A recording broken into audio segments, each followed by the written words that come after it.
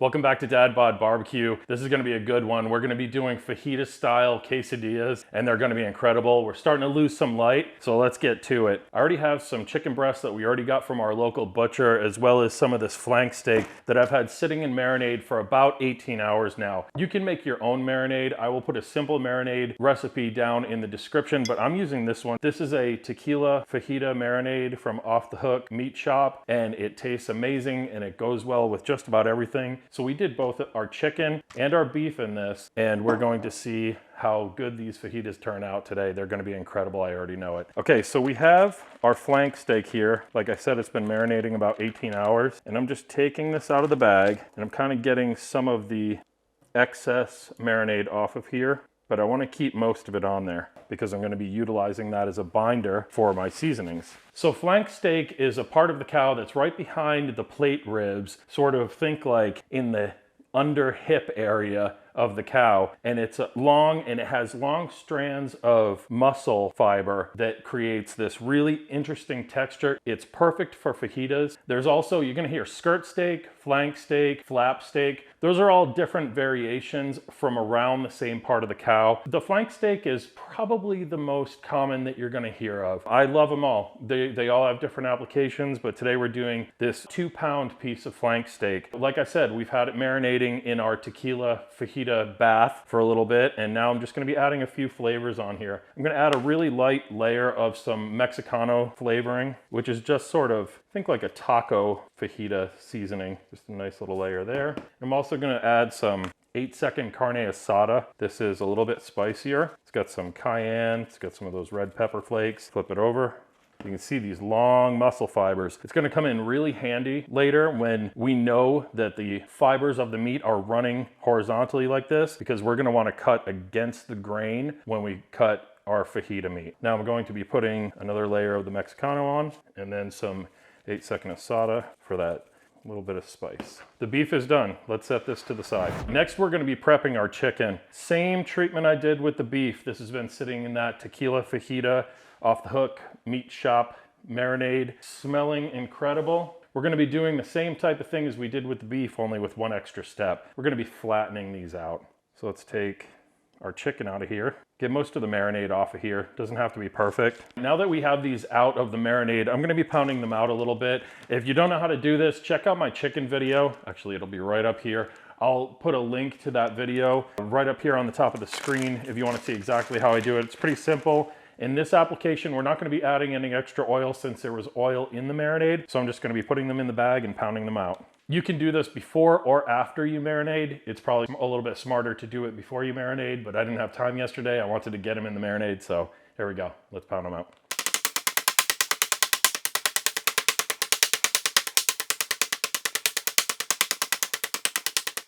Now that we have this chicken properly pounded out,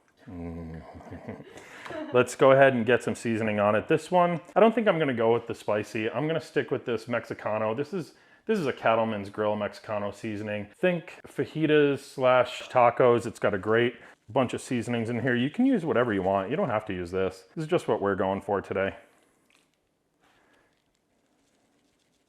You can just put salt and pepper on this. You don't have to put anything on it if you don't want to. You don't have to marinate it. Marinating it, I can tell you, will make a much more tender, succulent, juicy piece of meat in the long run, but totally up to you how you want to do this. And as you can see, I'm not really trimming these up at all. I'm not doing anything more than we absolutely need to do. With fajitas, with these quesadillas, it's gonna be hidden anyway inside the tortilla. If we're doing fajitas, those little bits of fat and extra little pieces of meat, they just taste good. They end up charring up and they taste awesome. So now that this meat is prepped, we're going to go bring our vegetables out and get those blistered up so that we can have some really nice grilled vegetables to go with these quesadillas and this fajita meat. So let's go out to the grill and check it out.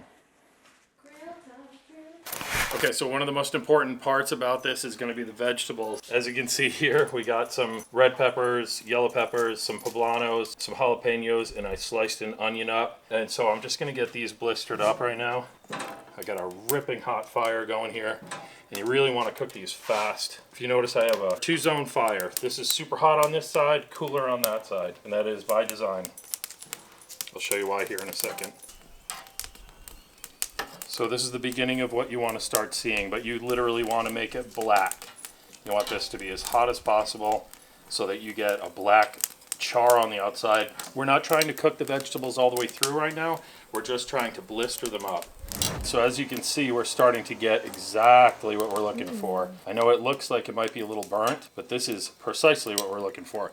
This is just separating the skin away. You're getting that char grilled flavor on there, but it's not fully cooking them. Mind your jalapenos.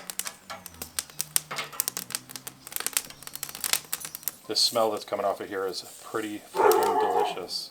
We're starting to get there. The poblanos are done, so we can move these right off to the other side when they start getting done, to that indirect side. I think we're just about there with that one. Let's roll these on, get a little bit more char on these yellow fellas. I know this seems a bit abusive, but you'll see what happens when we get these into the bag. We're not doing typical fajita vegetables or a traditional cook the way that you normally would. Normally you'd fry them up with some oil and all that. We can still do that, but this is going to add a flavor you just can't get on the stovetop. Now that these have had a chance to chill out a little bit, I'm going to go ahead and put these in the bag with that first pepper.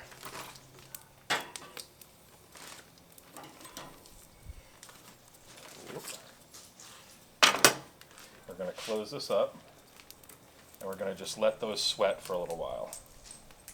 So you'll see what we're going to do with these when we get them inside and they've had a chance to sweat for about 5 to 10 minutes. This is exactly where we want them. Let's get them off. Just a little bit of char, that's perfect. Now let's get our meat on here. We have our flank steak here. We have these super hot coals. I'm just going to be putting the flank steak right over the coals. Boom. I am just leaving it open. It's right over the coals.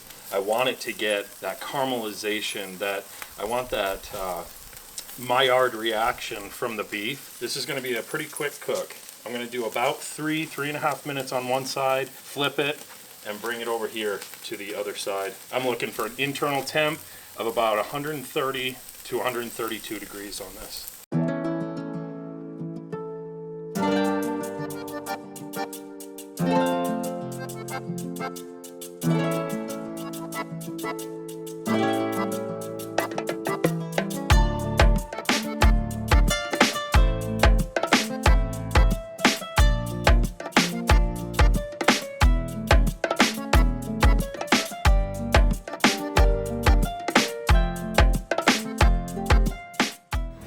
Alright, so this is about where I want it. Let me take it out of the dark so you can really see how much char is on there. And I'm going to throw this to the indirect side to finish up cooking. Let's take an internal temp reading. It is at 89, 90 degrees. Alright. We want to bring this, like I said, up to about 130, 132. Let's take a look here. 130, 129, that's fine. I'm fine with that. This is the thickest part. Down here it should be much higher. Yeah. 140. Alright, let's take this off. Perfect. I'm going to put that right there. Let that rest. Now we're going to get this chimkin on. Now this, I'm going to do for about 3 minutes per side. Alright, so we still have another minute on this, but I want to check these. I put the third one on here at 1 minute in. We can finish cooking the chicken up to temperature off the heat, but I just wanted to get some of this char on here for now. You'll know when it's ready to flip, when the protein, no, that one's a little too done, when the protein releases itself. Let's take a look here. Yeah, that's nice.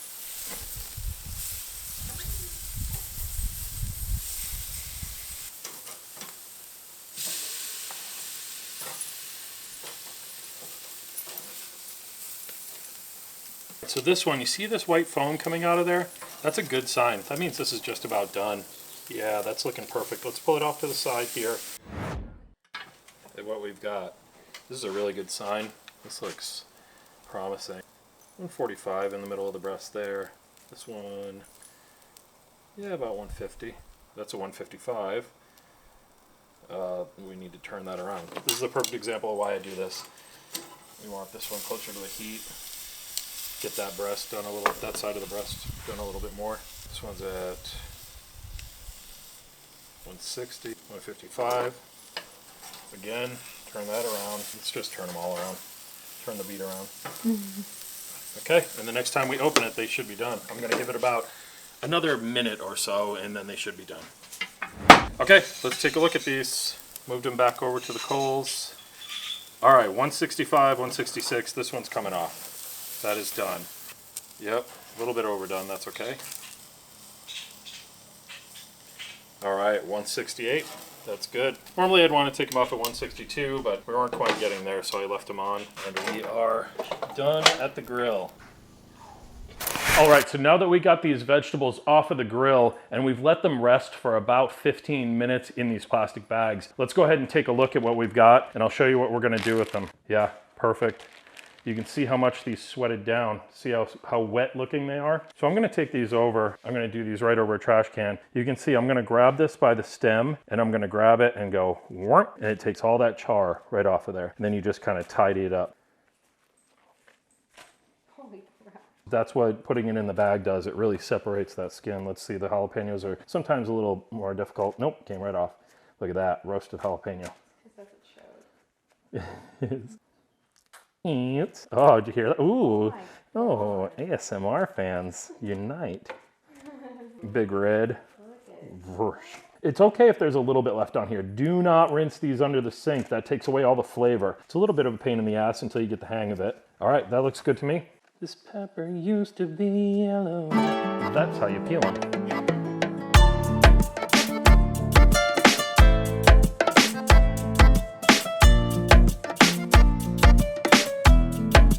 Let's get these vegetables chopped up. I'm gonna start with my poblanos. I'm just taking the stems right off of here.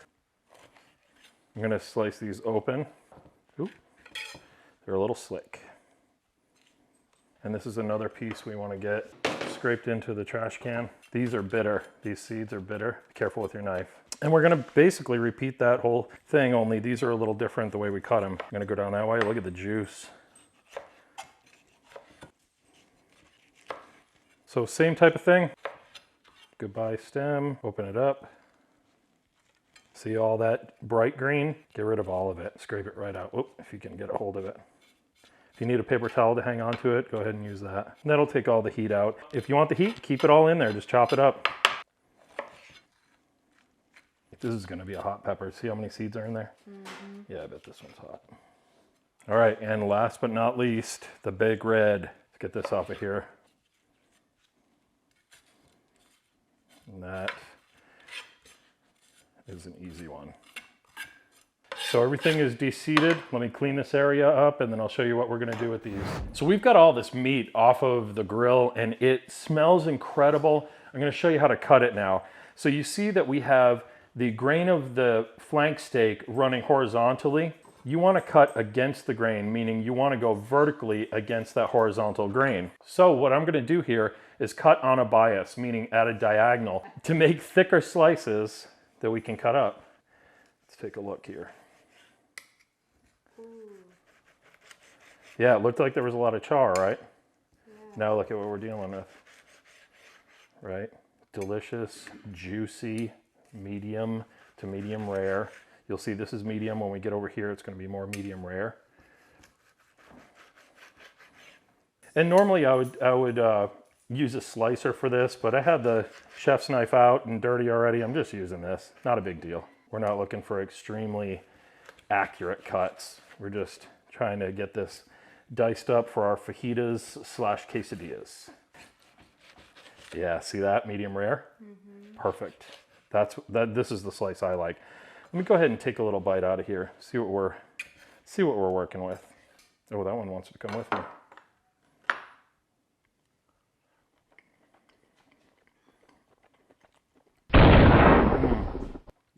You want to try? Yum. Mm-hmm. It's good. Thank you. You're welcome. Perfect. Good? Cool. I'm also going to put a little bit of finishing salt on it. Just a sprinkle dinkle. Let's check out this chimpkin. The beef is perfect. I love it. Let's check out this chicken. Let's check the chicken. We're chicken checkers. Same thing here. You can see the grain of the chicken goes that way. So we want to cut it this way, straight across the breasts. And I'm doing about maybe a pencil's width. Well, people don't use pencils anymore, fuck. Maybe like a half a centimeter or so. Most of the world still uses the metric system.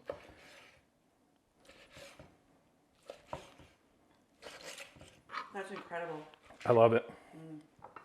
Perfect. Yeah, it is. For what we're doing, this is going to be absolutely perfect. That marinade was perfect. It's so good.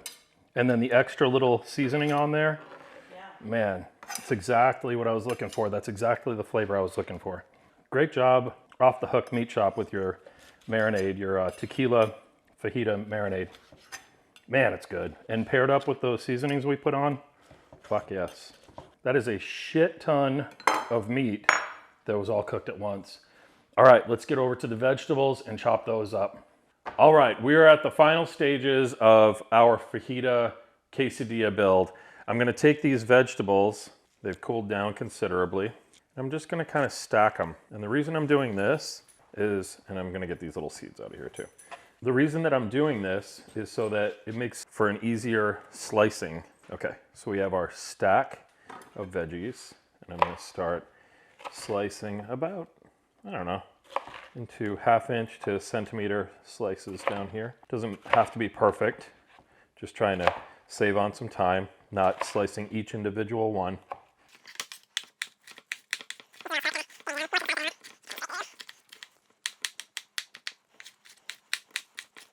All right, let's inspect. A few big pieces in here, and cut those down. Doesn't have to be perfect. I like cutting them down and just making a mixture of all of it. So about like that. That is a beautiful mix. Notice we didn't cook them in oil, none of that business. All right, we don't even have to slow down. We can go right to the meat. That's what she said. What about the onion? Yeah, oh shit, yeah, the onion. Same thing here, just chopping them up.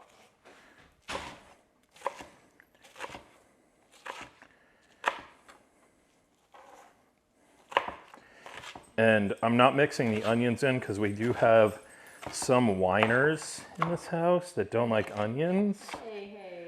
Hey. I love these, they're amazing, but they're not for everybody, honestly, all joking aside. So I do like leaving these separate. Bring this meat back over here. I'm just gonna bring in a couple of pieces.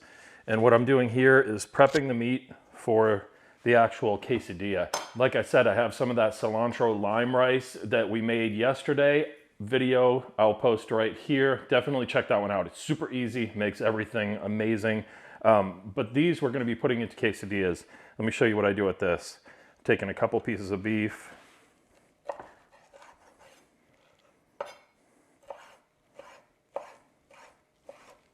Just dicing it out, nothing major. Just enough to where we can put it into the quesadilla so it won't be big long strands that when you bite into it, it doesn't drag everything out with you. Just cubing that out. So this is perfect. This is perfect. Let's go assemble some of these quesadillas. So here you can see we just grated all of this cheese up. There was some medium cheddar. There was some Oaxaca for melting cheese. That's a Mexican melting cheese. And then we have some Monterey Jack in here for that ooey gooey goodness. We got these amazing tortillas from a local Mexican restaurant, and these are what you want. I mean, you can buy the stuff from the grocery store and that's fine, but these just really set it over the top. I have this plancha on top of my stove here, and I'm just gonna heat it up. I got it on like a medium heat right now. Just getting one side nice and heated up. Obviously, it's not big enough for these giant ones, but you'll see what I'm doing here in a second. I'm not putting any spray down. I know a lot of people put spray down, but I am gonna put some cheese here. You wanna load up the cheese. You want it to be nice and gooey, nice and melty. I'm just gonna take a small handful of vegetables. This flavor is gonna be popping. And then meat. What do we want, chicken or beef or a combo? Combo. All right, taking some of that chicken we diced up. I'm gonna put some of that here. You don't wanna overload it too much, but you want enough to where every bite gets a little bit. Even better. Once you get to this stage, you want to add some more cheese on top because this is the binder. This is what keeps everything together. One more layer. Doesn't have to be quite as thick as the other side, just like that. Boosh. Close it up. Find some long long, thin spatulas. This is a fish spatula, and then I got this one. I have my other one somewhere, but they're not handy right now. There we go. Keep it together, give it a flip. Oh yeah. Nice. Hell yeah, mofos. Doesn't take long. All you're doing now is heating it up. Medium heat. This is how you check to see if it's done. Pull it up and see if it's all gooey. A little bit longer. Yeah, now it's sticking. Awesome. Okay, let's get this sucker off of here. I'm gonna put it right onto the board. Whoosh. Now, from here, I would personally slice this into triangles. But as you can see here, we have our quesadillas with that fajita meat in there, those grilled vegetables. I've got some sour cream, our delicious green avocado, cilantro, lime dressing. It can be a dip, it can be a dressing, depending on how thin you make it. Obviously, we kept it a little bit thicker because I wanted it almost the consistency of guacamole, so we could just dip in here, and we have our homemade pico de gallo. Check out those two recipes up here. I'm gonna put the green one first, and then I'll put the pico recipe after that. I'm gonna try it with the green sauce right now. Oh, looks good. A little bit on the end there.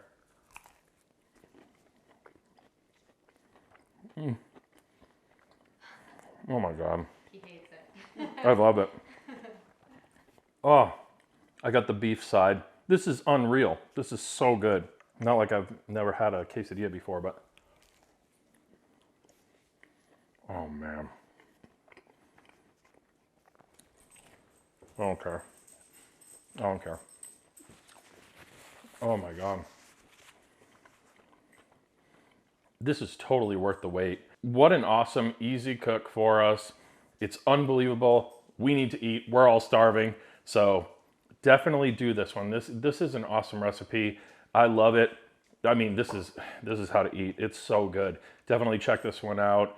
Don't forget to like, share, subscribe. It's super cool. I'm really excited that we have 500 subscribers now. I think that's pretty awesome. So keep watching, click the notification bell, and you'll keep getting videos from us. Thanks. Definitely check this one out.